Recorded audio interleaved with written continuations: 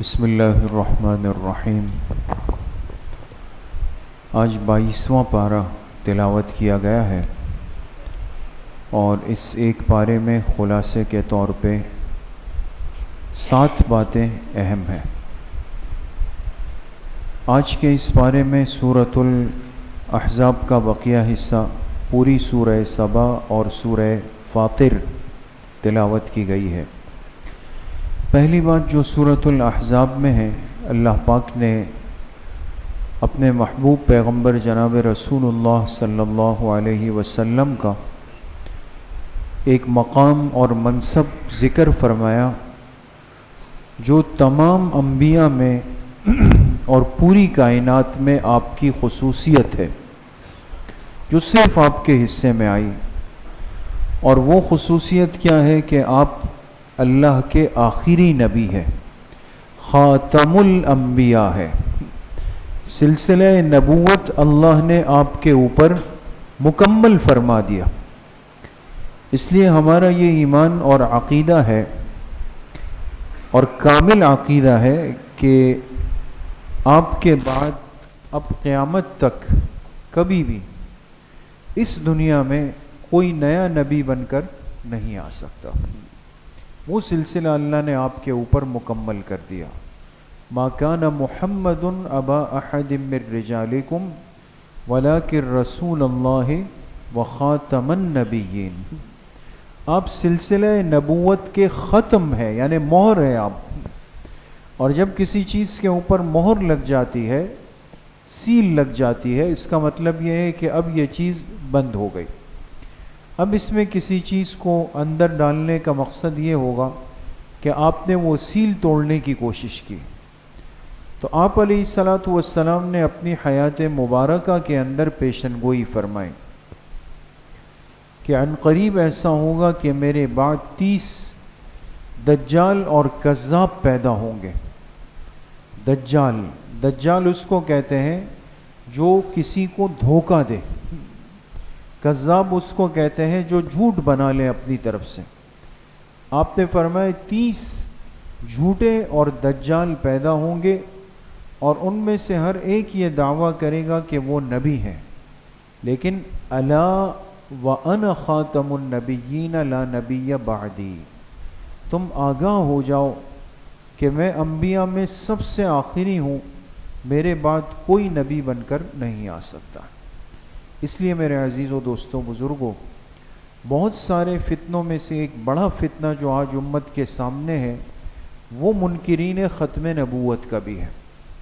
ایسے طبقات آج بھی موجود ہیں، اور یہ مرزائی قادیانی فتنہ جو ہے یہ اس کا اس وقت سرخیل ہے۔ نعوذ باللہ، انہوں نے مرزا غلام قادیانی کے بارے میں یہ دعویٰ کیا کہ ان کو بھی اللہ پاک نے نبوت دی، نعوذ باللہ، اور اس کے لیے الٹی سیدھی کہانیاں گڑھ کر اس کو یہ مقام دینے کی کوشش کی۔ تو ہمیں اپنے اس عقیدے کو سمجھنا بھی چاہیے اور اس کی حفاظت بھی کرنی چاہیے۔ دوسری بات جو سورۃ الاحزاب میں ہے، اللہ پاک نے 3 آداب کا ذکر کیا جو کسی کے گھر جانے یا کسی سے ملاقات کرنے یا کسی سے کوئی بات پوچھنے سے متعلق ہے۔ 3 بڑے اہم آداب۔ ایک بات تو یہ فرمائی کہ اگر کسی گھر میں دعوت ہو کھانے کی، تو جب تک تمہیں اس کی اطلاع، یعنی تمہیں دعوت نہ دی گئی ہو، تم بغیر کہے ہوئے مت جاؤ، بغیر کسی کے بلائے ہوئے کسی کے گھر بن بلائے مہمان بن کر مت جاؤ۔ اب یہ کتنا ایک بہترین ادب ہے اس زندگی کا کہ کسی کے گھر میں اگر مہمان آ رہے ہیں، جا رہے ہیں، اور چاہے وہ میرا پڑوسی ہے، چاہے وہ میرا محلے دار ہے، بہت تعلق والا ہے، لیکن اس نے مجھے اطلاع نہیں دی، بولا نہیں، یقیناً کوئی بات ہوگی اس کی۔ تو یہ مزاج کبھی نہیں بنانا چاہیے کہ بس علاقے میں، محلے میں دعوت ہے تو چلے جی، بس چلے جائے، فی سبیل اللہ چلے جائے۔ آج یہ کتنی ایک عام سی بات روٹین کی بن گئی۔ لوگوں کے لیے علاقے میں دعوت کرنا مشکل ہو جاتا ہے، وہ کہتے ہیں بھئی ہم نے دعوت کی، لوگ بس کہتے ہیں خیرات دے، خیرات دے. اس خیرات کے عنوان کے نیچے پھر جو آیا جو، اور پھر اپنے ساتھ میں نے کہا چلے بھئی آپ بھی میرے ساتھ آ جائیں، آپ بھی آ جائیں. 2-3 ساتھیوں کو لے گیا، وہاں جا کے میزبان سے کہا کہ یہ بھی ماشاءاللہ بس میرے ساتھ آئے ہیں. میں نے کہا بھئی اپنے ہی بھائی کی دعوت ہے. وہ بھی بیچارہ کھسیانی بلی کھمبا نوچے. اس نے کہا جی جی جی جی بالکل آ جائیں. اب اس کا ایک رنگ جا رہا ہے، ایک رنگ آ رہا ہے. اب اس نے جتنی ترتیب کی ہے وہ تو ایک محدود ہے نا. آج تو ہر چیز لمیٹڈ ہو گئی نا، پر ہیڈ کا حساب ہوتا ہے. اب اس نے احتیاطاً 30-40 افراد اوپر رکھے ہوں گے، لیکن ہم میں سے ہر ایک جو ہے وہ فی سبیل اللہ جا رہا ہے. تو یہ اخلاقی تربیت کی خلاف ورزی ہے، ایسا نہیں کرنا چاہیے. دوسرا ایک اہم ادب یہ بتایا کہ اگر کوئی کسی کے گھر چلا جائے، اس کے بلانے پہ چلا گیا، ٹھیک ہے یہ بات تو صحیح ہو گئی، لیکن جانے کے بعد جب کھانا لگا، اکرام ہو گیا، دسترخوان اٹھ گیا، فارغ ہو گئے، اب کیا کرنا ہے؟ اب کہا جی تکیے لگا لیں، پیر لمبے کرنے نہیں. قرآن کریم کہتا ہے وَإِذَا طَعِمْتُمْ فَانْتَشِرُوا وَلَا مُسْتَأْنِسِينَ لِحَدِيثٍ. جب کھانا کھا چکو تو اب اجازت لے کر واپسی کرو. وہاں مانوسیت پیدا کرنے کے لیے بات چیت کی مجلس مت لگاؤ، اس لیے کہ ہر آدمی کی حالت ایک جیسی نہیں ہے. اب ایک آدمی کے گھر میں کمرہ ہی ایک ڈیڑھیا کمرہ ہے، اس نے مستورات کو بیچاروں کو وہاں پہ لاک کیا ہوا ہے، جام کیا ہوا ہے. اب ہم فارغ ہو کے وہاں بیٹھ گئے، گپے ہانک رہے ہیں آپ. اب مستورات الگ تنگ ہے، کبھی لائٹ چلی گئی، کوئی تیسرے نے آنا ہے وہ نہیں آ سکتا، انہوں نے کھانا کھانا ہے وہ نہیں کھا سکتے، اور ہم بیچ میں کہتے ہیں یار ذرا اچھی سی چائے بھی بنا دو. بے تکلفی وہاں اچھی لگتی ہے جہاں اسباب بے تکلفی سہولت کے موجود ہو. ٹھیک ہے گھر بہت بڑا ہے، کشادہ ہے، خود میزبان آپ سے کہے کہ نہیں نہیں بھائی آپ ایسے جلدی تھوڑی جائیں گے، آپ ابھی بیٹھیں گے، ہم باتیں کریں گے، چائے پئیں گے، بہت اچھی بات ہے، پھر آپ بیٹھ جائیں. لیکن خود سے تکیہ سنبھال لینا یہ قرآن کی اس ترتیب کے خلاف ورزی ہے. تیسرا ادب یہ بتایا کہ اگر کبھی ضرورت پڑ جائے مستورات سے کوئی بات پوچھنے کی، انسان ہے، انسان کو ضرورت پڑ گئی کہ بھئی پڑوس میں کوئی بات پوچھنی ہے، کسی سے کوئی حال احوال کرنے ہیں، تو اب اجنبی غیر محرم عورت سے بقدر ضرورت بات کی شریعت گنجائش دیتی ہے، اجازت ہے. لیکن وہ سوال کیسے ہوگا؟ فَاسْأَلُوهُنَّ مِنْ وَرَاءِ حِجَابٍ. اس سے پوچھنا ہو، کوئی بات کرنی ہو تو پردے کے پیچھے سے ہوگی، بالکل سامنے آ کر نہیں ہوگی. یہ آج کتنا ایک غلط مزاج چل پڑا. ہم جب کسی کے دروازے پہ جاتے ہیں، گھنٹی یا دروازہ مارا تو بالکل سامنے کھڑے ہوگا، یا اس پوزیشن پہ کھڑے ہو گئے کہ دروازہ کھلے گا تو سامنے والا فرد نظر آئے گا. یہ کیا بد تہذیبی، تو بہت نامناسب ہے. اس لیے پہلے کے لوگوں کو ہم نہیں دیکھتے تھے، گھنٹی بجائی پھر 4 سیڑھیاں نیچے کھڑے ہوتے تھے، پیٹ کر کے دوسری طرف رخ کر کے کھڑے ہوتے تھے. وہ کوئی علامہ فہامہ تو نہیں تھے، شیخ الحدیث تو نہیں تھے، لیکن بڑوں نے ایک تربیت کی تھی کہ آپ کسی اجنبی کے گھر جائیں گے تو آپ نے پردے کا خیال رکھنا ہے، دھیان رکھنا ہے. آج وہ ادب آداب ہم نے خود ضائع کر دی. خود بھی انسان سیکھے، اپنے بچوں کو بھی سکھائے کہ کسی کے دروازے پر جانے کے آداب کیا ہے، دروازہ کتنی دفعہ مارنا ہے اور کیسے مارنا ہے. بعض دفعہ ایسے لگتا ہے کہ جیسے کوئی بلاسٹ ہو گیا ہے. کبھی کبھی ہم بیٹھے ہوتے ہیں اندر اور مطالعے میں، ایسی کنڈی بجتی ہے کہ انسان کہتا ہے کہ بس کچھ ہو گیا ہے باہر. ایک مثال دے رہا ہوں، اس کا بھی طریقہ ہوگا. پھر حدیث پاک میں بالکل صراحت کے ساتھ فرمایا کہ جب کسی کے دروازے پر جاؤ تو کتنی دفعہ مارو؟ 3 دفعہ. 3 دفعہ بجاؤ. 3 دفعہ نہ ہو فرمایا سلام کر کے واپس چلے جاؤں وہاں سے. اب یہ نہیں کہ وہاں سٹول لے کے ہم بیٹھ جائیں، بھئی آنا تو اسی راستے سے، یہیں بیٹھ جاتے ہیں، جم کر بیٹھ جاتے ہیں، یہ بھی مناسب نہیں. یہ آداب زندگی ہے دوستوں، اور آج اس کو سیکھنے کی اور پھر اس پر عمل کرنے کی اشد ضرورت ہے۔ تیسری بات جو سورۃ الاحزاب میں ہے، اس نیک عمل کا اور اس عبادت کا تذکرہ ہے جو خوش نصیب لوگوں کو نصیب ہو جاتا ہے بہت آسان عمل اور بہت بڑا عمل، اتنا بڑا عمل کہ جس کے لیے فرمایا ان اللہ وملائکتہ یصلون علی النبی۔ اس عمل کو کرتے ہوئے اپنے آپ کو اکیلے مت سمجھو، بے شک اللہ بھی، اللہ کے فرشتے بھی شریک ہے کہ وہ اس پیغمبر کے اوپر رحمتیں بھیجتے ہیں۔ تو اللہ پاک رحمتیں بھیجتے ہیں، اللہ کے فرشتے اللہ کی رحمتیں لے کر اترتے ہیں، اور امت کیا کرتی ہے؟ امت درود و سلام کا ہدیہ کائنات کے محبوب کے بارگاہ کے اندر بھیجتی۔ یہ درود و سلام بھیجنا یہ تو ایک ہدیہ ہے حضور علیہ الصلاۃ والسلام کی خدمت میں، اور وہ زبانیں خوش نصیب ہے، وہ الفاظ خوش نصیب ہے جو درود شریف کے اندر استعمال ہو جائے۔ حدیث پاک میں آپ علیہ الصلاۃ والسلام نے فرمایا بخیل ہے وہ شخص، بخیل کنجوس ہے کہ جس کے سامنے میرا تذکرہ ہو اور مجھ پہ درود شریف نہ پڑھے۔ تو بھائی کثرت کے ساتھ درود شریف کو ہم اپنا مزاج اور اپنی عادت اور اپنا معمول بنائیں، کم از کم روزانہ 300 مرتبہ درود شریف لازمی پڑھیں۔ اور کتنے خوش نصیب لوگ ہوتے ہیں جو دن میں ہزار مرتبہ وہ درود شریف کی پابندی کرتے ہیں۔ ابھی ایک عالم سے رمضان میں ملاقات ہوئی، وہ فرمانے لگے میں نے رمضان میں اپنے طلبہ کے ساتھ ایک ترتیب بنائی ہے، طلبہ کے ساتھ، خود میں بھی اور میرے شاگرد بھی، ہم نے یہ تہیہ کیا ہے کہ روزانہ 10,000 مرتبہ ہر ساتھی درود شریف پڑھے۔ کام بہت آسانی سے پورا کر لیتے، ایسے بھی تو ہے نا دوست، تو ہم تو 100 مرتبہ بھی نہیں پڑھتے ہیں تو پھر اس میں بیچ میں دسیوں باتیں کرتے ہیں، ادھر ادھر دیکھتے ہیں۔ 300 مرتبہ ہمیں بہت زیادہ لگتا ہے، اس لیے کہ وقت ہم ضائع کرتے ہیں۔ اس لیے میرے عزیز و دوستو بزرگوں، اس مختصر سی زندگی کے اندر معمولات والی زندگی بنانے کی ضرورت ہے۔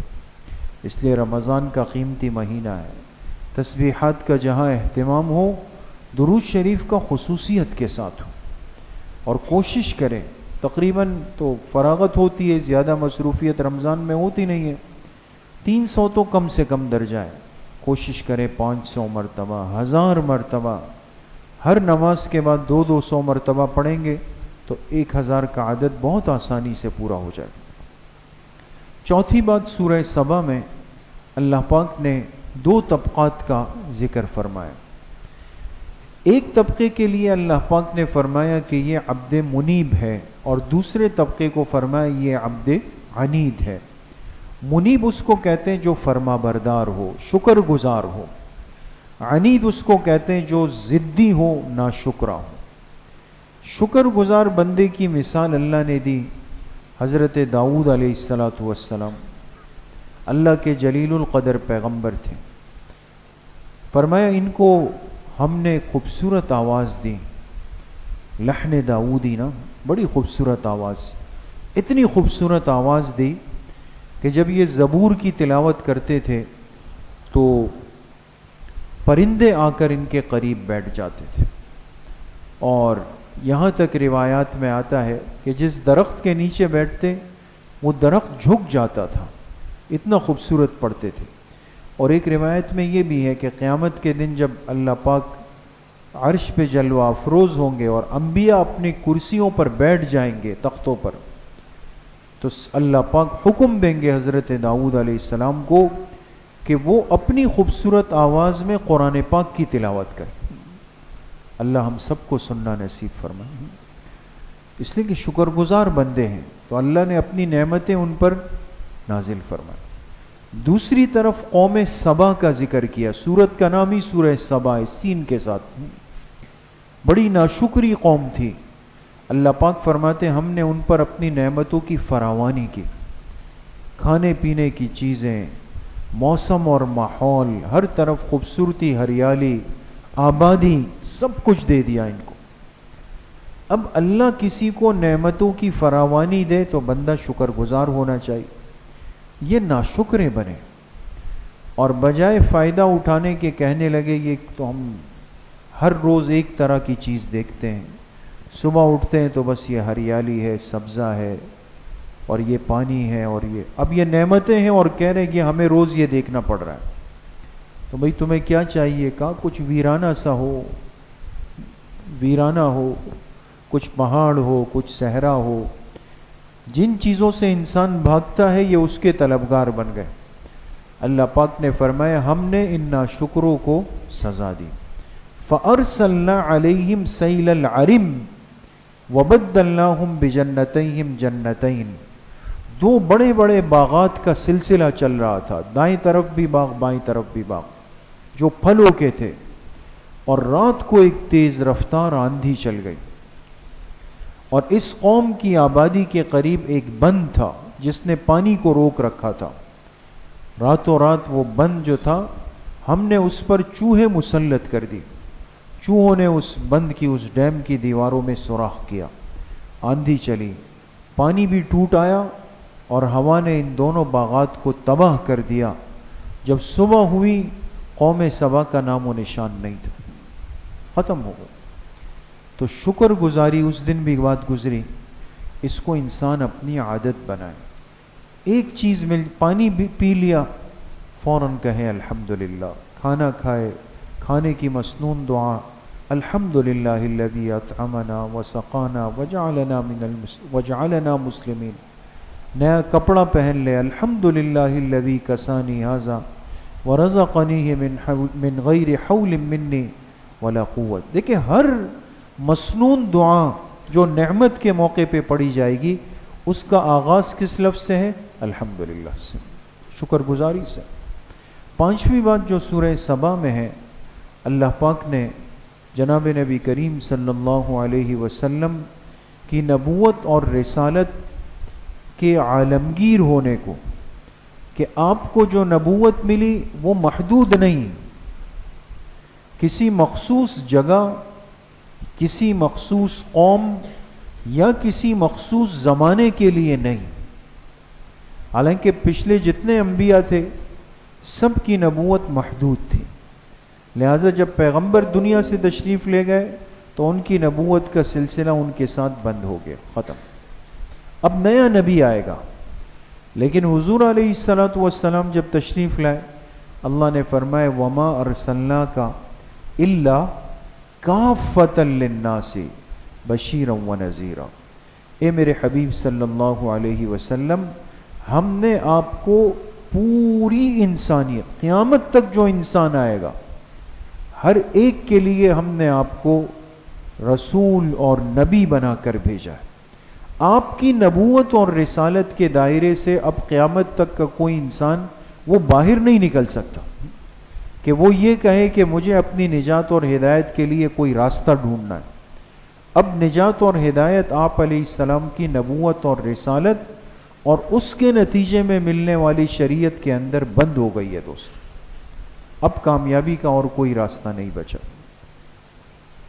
چھٹی بات سورہ فاطر میں اللہ پاک نے اس طبقے کو جنہیں اللہ کے دین کا علم مل جاتا ہے، جو علماء کے زمرے میں آتے ہیں، ان علماء کی ایک بڑی نشانی ذکر فرمائی، انما یخشی اللہ من عبادہ العلماء۔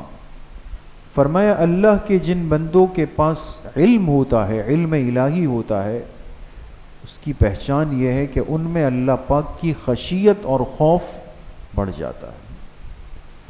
اس لیے اہل حق علماء کی پہچان یہ ہے کہ ان پر اللہ کی خشیت کہتے ہیں خوف کو، خوف غالب ہوگا۔ اس لیے میں آپ سے ایک چھوٹی سی سادہ سی مثال عرض کروں۔ آج کل چونکہ بہت زیادہ ہماری جو دوڑ دھوپ اور فکر ہے وہ حصول دنیا میں کچھ بڑھ گئی ہے نا، اب ہر انسان کی چاہت ہوتی ہے کہ مجھے کوئی نہ کوئی سہولت کا راستہ مل جائے۔ اگر آپ پرانے علماء کے پاس جائیں گے، پرانے علماء، تو وہ آپ کو کیا کہیں گے؟ نہیں جی نہیں، ایک جواب ہے. جہاں ان کو لگے گا کہ گڑبڑ ہے وہ کہیں گے نہیں نہیں ہو سکتا. تو اب ہر آدمی چاہتا ہے کہ بھئی ایسے جو نئے نئے فضلاء ہیں نوجوان سے ان کے پاس گئے اور ان سے اپنا پہلے دکھڑا بیان کریں. یہ ہے مارکیٹیں رکی ہوئی ہے, کام پھنسا ہوا ہے, کنٹینر وہاں پہ رکے ہوئے ہیں, 3 سال ہو گئے, کورونا کے بعد کوئی کلیکشن نہیں ہو رہی ہے. اتنا ہم اس غم کا اظہار کریں گے کہ سامنے والا کہے گا کہ بس میں رو پڑوں. پھر ان سے پوچھیں گے کہ حضرت کوئی گنجائش ہے. اب وہ آپ کا اتنا لمبا مرثیہ سن چکا ہے اور ہے بیچارہ غیر تجربہ کار, وہ کہے گا کوئی صورت تو ہونی چاہیے آپ کی, ہے نا. یہ فرق ہے دوستو. ہم کہتے ہیں علماء سخت جواب دیتے ہیں. سخت وہ علماء جواب دیتے جن پر اللہ کا خوف غالب ہوتا ہے, انہیں ڈر ہے آخرت کا, نہ وہ خود جہنم میں جانا چاہتے نہ آپ کو جانے دینا چاہتے. وہ آپ کو دنیا میں احتیاط کی ترغیب اور تلقین دیں گے. اس لیے یہ جو آسانی کا ایک مزاج اور ماحول بنایا جاتا ہے نا, اور لوگ کہتے ہیں بھئی چلو بھئی وہ پروگرام چل رہا ہے اس میں فون کر کے اس میں دین پوچھ لو. اب وہاں جو بیٹھے ہوئے ہیں اس میں ایسے بھی بٹھا دیے گئے ہیں جو عالم ہونا تو دور کی بات, جو قرآن بھی صحیح نہیں پڑھ سکتے. یقین کریں ایسے ایسے بہروپیے بیٹھے ہوئے, الٹی سیدھی کہانیاں, الٹی سیدھی باتیں, یہ وہ, یہاں گنجائش وہاں گنجائش. خلاصے کی بات میں آپ سے یہ عرض کروں میرے عزیزوں دوستوں بزرگوں کہ معاملات میں, تجارت میں, کاروبار میں, رزق میں, کمائی میں, کسب حلال میں, دکانداری میں, ان معاملات کے اندر آسانی کا پہلو نہ ڈھونڈیں, احتیاط والا پہلو ڈھونڈیں. احتیاط کی طرف جائیں.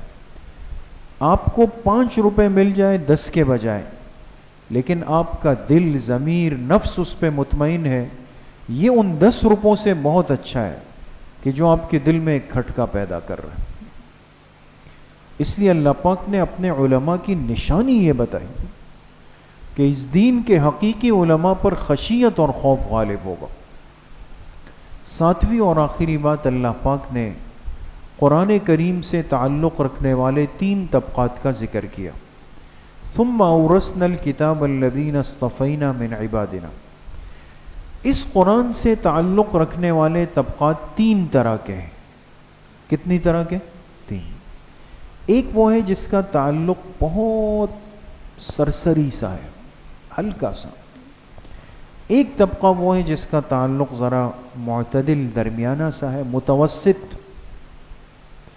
اور تیسرا وہ ہے کہ جو اپنی کوالٹی کے لوگ ہیں, جنہوں نے قرآن کریم سے تعلق برائے نام نہیں, درمیانہ نہیں, بلکہ بھرپور تعلق رکھا ہوا. اب تعلق کی کیفیت میں فرق ہے تو انجام میں تو فرق ہوگا. تو اللہ پاک نے فرمایا کہ جو پہلا طبقہ ہے جو سرسری تعلق ہے, منہم ظالم لنفسی, یہ وہ ہے کہ جو اپنے نفس پر ظلم زیادہ کرتا ہے, یعنی گناہ زیادہ ہو جاتے.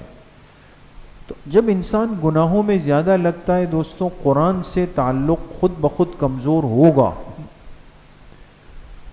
بات سمجھ گئے دوستوں؟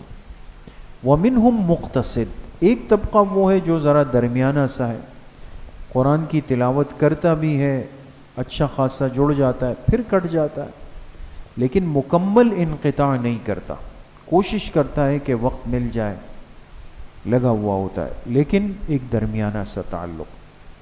اور تیسرا وہ ہے وَمِنْهُمْ سَابِقٌ بِالْخَيْرَاتِ بِإِذْنِ اللَّهِ, جو قرآن سے اتنا مضبوط تعلق رکھ لیتا ہے کہ جو ہر نیکی کے کام میں آگے بڑھ چڑھ کر چل رہا ہوتا ہے. 3 طبقات ہو گئے نا. لیکن اب خلاصے کی بات دیکھیں کہ قرآن اتنی قیمتی نعمت ہے اور اللہ کا اتنا عالی شان کلام ہے کہ اللہ پاک نے تینوں طبقات کو اور ان کے تعلق بالقرآن کو ذکر کر کے فرمایا جنات عدن یدخلونہا. اس کلام کی طاقت اور اس سے مجھے محبت اتنی زیادہ ہے کہ اس کے نتیجے میں جنت میں تینوں طبقات داخل ہوں. وہ سرسری والا بھی محروم نہیں, وہ بھی جنت میں ضرور جائے گا. تو وہی رمضان تو قرآن کا مہینہ ہے، اس میں تو ہمارا تعلق قرآن سے سرسری ہونا چاہیے یا مضبوط ہونا چاہیے؟ تو مضبوط تعلق رکھیں، قرآن سے الگ نہ ہو۔ رات ابھی جائیں، کھانا کھائیں، آرام کریں، سحری میں اتنا اٹھے کہ کم از کم آدھا گھنٹہ، پون گھنٹہ، 40 منٹ ہم اپنے کمرے میں بیٹھ کر یکسوئی کے ساتھ تلاوت کر لیں۔ فجر کے بعد ٹھیک ہے آرام کا تقاضا ہے، بہت زیادہ نہیں جاگ سکتے، تھوڑی سی تلاوت کر کے پھر آرام کریں۔ اگرچہ بہتر یہ کہ اشراق کے بعد سوئے انسان، لیکن اگر نیند کا بہت زیادہ غلبہ ہے تب بھی تھوڑی سی تلاوت کریں۔ ہر نماز سے پہلے مسجد آنے کی کوشش کریں، سنتیں پڑھ کر تھوڑی تلاوت، نماز سے کے بعد سنتیں پڑھ کر پھر تھوڑی سی تلاوت، یعنی قرآن سے ایک تعلق نظر آ رہا ہو۔ کون کون کرے گا انشاءاللہ؟ اللہ پاک صحیح عمل کی توفیق نصیب فرمائے۔